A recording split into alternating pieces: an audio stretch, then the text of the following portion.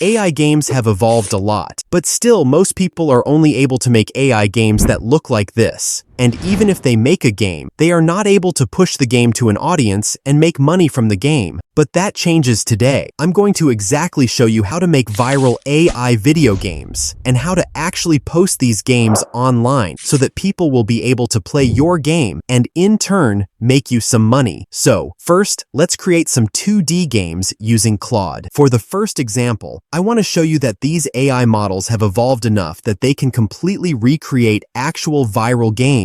We are going to try to recreate this viral Japanese game, Suika. If you remember, it went viral on social media about a year ago and made its creator millions. It seems like Claude has created the game. Let's see whether the game mechanics actually work or not. The game works, but there are some problems. The fruits are not visible properly. So I'm going to ask Claude to fix the problems. So I'm going to just give Claude this prompt, which basically explains what the problems with the game are and how to fix those problems. Let's see what happens now. So now the game is working properly, and there are also really good sound effects. You can ask the AI model to generate more sound effects when the fruits are dropping and add different sounds for different fruit collisions. But for now, I am not going to do that. This goes to show that the Claude Opus 4 model has the actual ability to create really good 2D games, which might go viral. After creating a game, you should always download the HTML file because this is what we will need when pushing these games to an audience or enabling other people to play and give you money through ad revenue and microtransactions. Now, we are going to create another viral 2D game. The game the AI model is going to be cloning is agar.io. It is one of the most played 2D games out there. Even in 2025, millions of people play this game every day. So this is the game that the AI has created, and the game is working quite slowly. We just need to tweak a few things to make the game work properly. I have given this prompt to Claude to tweak the game a little bit to make it look more like agar.io and fix some functionalities. This is the improved version of the game, and it honestly looks quite cool. First, let me just eat these dots real quick to grow bigger, and let's see whether the ejection and split buttons actually work. But before doing that, let me just download the HTML file so I can play it in full screen. Let's see whether the ejection button works. Yes, it really works. The player can eject the dots. Now let's see whether the split button works. Yes, it also works, but it's quite laggy. We need to optimize how the split system works and stop the lagginess. This can be easily fixed by iterating with the AI model. This game was quite cool. Now, let's create our own controversial brain rot game. The idea I have right now is to create a brain rot word game, like those word games that get millions of downloads. I want to create that kind of game, but for brain rot terms like Riz or Italian brain rot characters like tung sahur. To make this game, I am first going to go to ChatGPT. I am going to paste in this prompt. You can get this prompt in the description. It basically tells ChatGPT to ask me questions about my game idea. After pasting the prompt, you just need to write your game idea. I have given my game idea, and I genuinely believe that there is a huge amount of audience for these casual brain rot and controversial games. I continued to chat with ChatGPT for a bit, and I finalized my game idea. Now, after finalizing your game idea, you need to give ChatGPT this prompt, and this is the prompt I'm going to give to the AI model. Obviously, you can get this prompt from the description, so you can just copy it from there. ChatGPT is writing a really good game generation prompt right here. I'm just going to give this prompt to Claude Sonnet 4. This is the brain rot game the AI has created. So how the game works is that there are scrambled words. You need to figure out which brain rot word they form by arranging the letters correctly. I think this game has huge potential. The website looks quite good right now, but this is just the first prompt, not even the second or the third. I'm going to give it more prompts to improve the website. Now, I'm going to make the aesthetics more modern looking and add a section for Italian brain rot characters. I chatted more with the AI model to add a mini game for Italian brain rot characters, and the AI successfully created that game, and it looks really good. But the AI misunderstood my prompt. I only wanted the characters to be in Italian, not the whole game. It made the entire game in Italian, which is a fixable problem. The game still works well in Italian, but I don't know the language, so I can't really play it. Still, I think this is a good idea for a 2D game. Now, let's move on to 3D games. After creating some 3D games, I'm going to show you how to publish your games online. To create the 3D games, I'm going to use the AI model Gemini 2.5 Pro. Even though Claude 4 is powerful, it is costly to run, and you'll hit the limit after just 20 prompts on the Pro plan. In 3D games, the AI makes a lot of mistakes, and to fix them, you need to iterate a lot, which requires substantial context. Claude has a 200,000 token context window, while Gemini offers over 1 million. So for creating 3D games, Gemini 2.5 Pro is objectively the best option. For the first 3D game, I'm thinking of cloning Minecraft. One main issue with 3D game creation using AI is that the models struggle to create good 3D worlds or animations. If you try it blindly, your game will likely look ugly, but after hours of research, I've found that Gemini 2.5 Pro is especially good at creating Minecraft-style games. You don't have to clone Minecraft exactly, but you can create games that resemble it with a different aesthetic. For example, a Minecraft-style shooter that went viral recently actually looked good compared to other AI-generated games. I strongly believe that for now, you should stick to creating Minecraft-style games, like Minecraft shooters or other voxel-style games.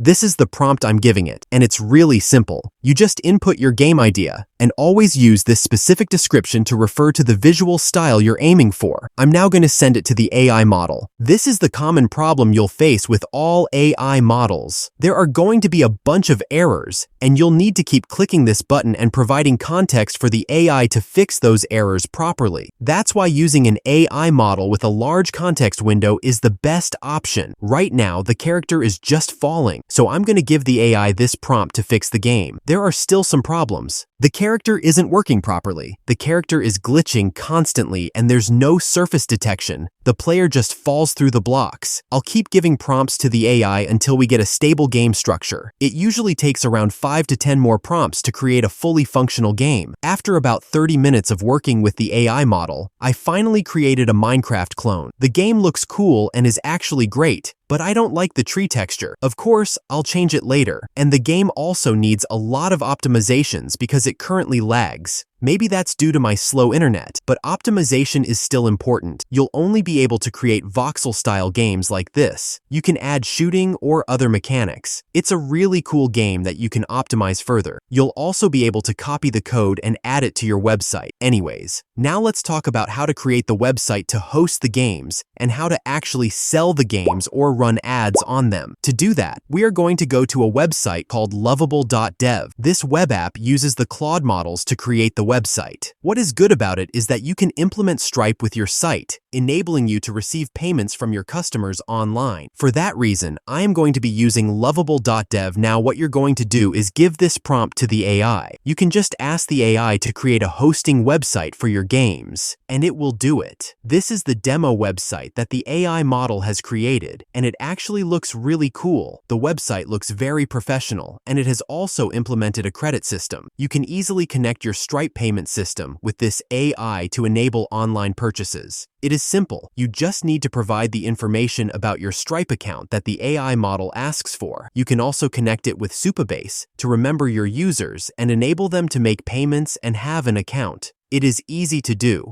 And there are lots of tutorials online about how to do these things. The way we are going to use the credit system is that once the user purchases credits, he will be able to unlock some games using those credits. For the first few games you create, I think keeping them free is the best option because that will generate a lot of traffic for your website. What I am going to do now to add the games to the website is just go to my Claude project for the game and copy the code right here. Then paste the code in Lovable and ask it to add the game to the website. So the AI has added the game to the website. Let's see whether you can play it or not. As you can see, we can actually play the game on our website, and it works. This is absolutely insane. Now you will be able to market your games through social media and make money. Thanks for watching.